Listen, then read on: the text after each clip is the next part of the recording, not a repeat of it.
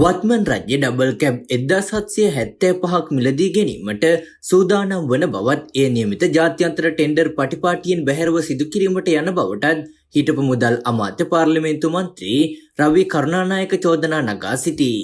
මීට මාස 3කට පමණ පෙර මෙම වාහන ආනයනය කිරීමට රජය සූදානම් වන විට මේ පිළිබඳව තමා පාර්ලිමේන්තුවේදී ප්‍රශ්න කළ බවද රවි කරුණානායක මන්ත්‍රීවරයා පෙන්වා දෙයි. පාර්ලිමේන්තු මන්ත්‍රීවරුන්ටත් එක්ක ඩබල් කැබ් 2000ක් ගෙන්න ඕන කියලා ආණ්ඩුවේ යෝජනාවක් ආවා. ඒ වෙලාවේ මම කිව්වා මන්ත්‍රීවරුන්ට වාහන අවශ්‍ය නැහැ. නමුත් මේ වාහන වෙන අයට දෙන්න ඕන නම් මන්ත්‍රීවරුන්ට දෙනවා කියලා ගේන්න එපා කියලා. ඊට පස්සේ ඒක යට ගියා. නමුත් මේ පෙරේද ආයෙත් මතු වුණා. ඩබල් කැබ් 1775ක් දින 12ක් ඇතුළත ටෙන්ඩර් කරලා ගන්න තමයි හදන්නේ. 2000ක් ගේන්න ගිය එක 1775ක් උනේ මන්ත්‍රීවරුන්ගෙන් 225ක් අඩු කරලා. මේ වාහන ටික ගෙන්නන්න රජයට රුපියල් බිලියන 42.8ක් වියදම් වෙනවා. අනිත් එක තමයි මේ තරම් විශාල මුදලක් වැය වෙන ජාත්‍යන්තර ටෙන්ඩරේ දීලා තියෙන දවස් 12කට විතරයි.